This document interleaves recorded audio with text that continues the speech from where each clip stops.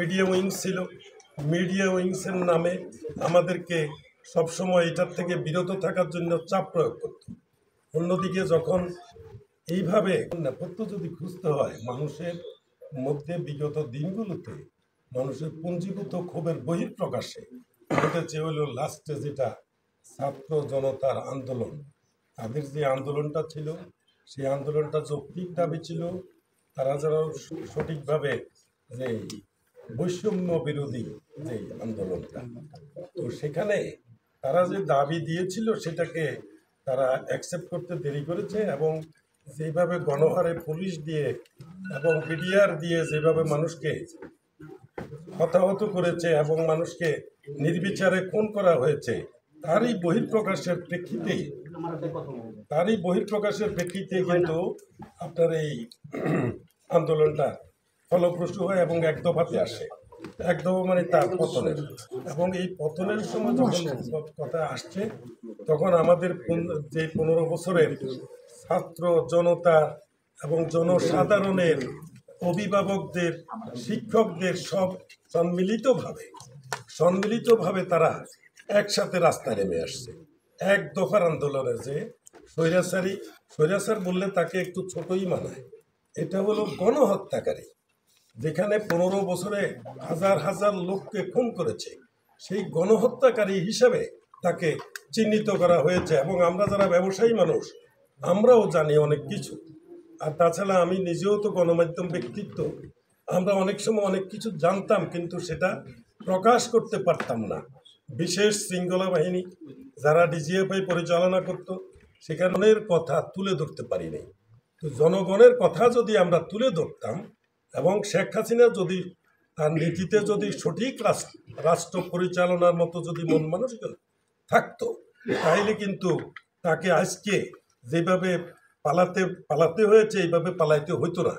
কিন্তু পালায় গেলেও শেখ হাসিনা কিন্তু একলাই দুর্বৃত্তায়ন করে নাই, তার সাথে তার বাহিনী ছিল, হাইব্রিড ছিল। কিন্তু হাইব্রিড সব পজিশনে তারা বহাল তবিয়তে এখনো আছে। এর মধ্যে যখন তার উৎখাতের পরে যখন এখন এই অন্তর্বর্তীকালীন গভর্নমেন্ট সৃষ্টি হলো, আমরা অন্তর্বর্তীকালীন গভর্নমেন্টের ডক্টর প্রফেসর ইউনূস সাহেবকে আমরা অত্যন্ত মূল্যায়ন করি এবং তাকে ভালো জানি। তো সেখানে তাদের যে প্রথম শপথ নেওয়ার পরে যে কর্মকাণ্ডগুলি করা তাৎক্ষণিক উচিত ছিল সেটা করা হয়নি। একটা হইল গাড়িতে আর একটা হইল পোর্টেবল, দুইটাই অকার্যকর। তার মানে তাদের নিয়ন্ত্রণের কারণে আমরা সেই জিনিসটা এখনো কিন্তু দেখবেন যে তাদের যে হাইব্রিড চাটুকাররা এখনো কিন্তু অনেক জায়গায় বহাল তবিয়তে আছেন, এবং তাদের যেই থাকার কারণে এখন যারা আমাদের অন্তর্বর্তীকালীন সরকারের উপদেষ্টা হয়েছেন তাদেরকে অনেক সময় মিসগাইড করার তালে তারা ব্যস্ত আছে। এবং যারা আমলা এবং যারা পুলিশের হাই অফিসিয়াল তাদের নির্দেশেই কিন্তু আজকে নিরীহ পুলিশ বাহিনীকে কিছু হতাহত হতে হয়েছে। এবং এর নেপথ্যে কারা? পুলিশের নামে যে কলঙ্ক লেপন হয়েছে, এটা তো আমি মনে করি যে এটার হুকুমদাতাকে, তো আমরা হুকুমদাতা তো এখনো ধরতে পারি নাই। হুকুমদাতাতে প্রধান আসেনি, কিন্তু এটা বাস্তবায়নকারীকে হাই অফিসিয়াল যারা তাদেরকে কমান্ড করত।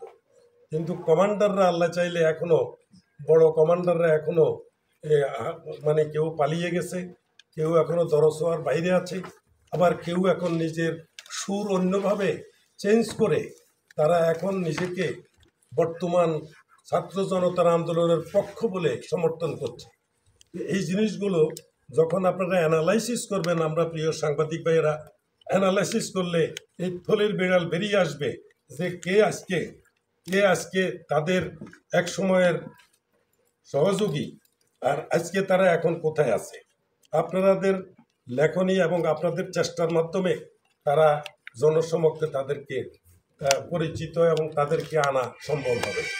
না হইলে এই দুর্বৃত্তায়নদেরকে যদি শেষ করা না যায় অথবা তাদের আইনের আওতায় না আনা যায়, তাইলে আমাদের ছাত্র জনতা শিক্ষক এবং জনগণের আশার প্রতিফলন ঘটবে না। বিষয় সেটা হচ্ছে বিগত আন্দোলনে আপনার প্রত্যক্ষ ও পরোক্ষ সাহায্যে সহযোগিতা কি ভূমিকা ছিল সেই বিষয়টা যদি একটু বলেন।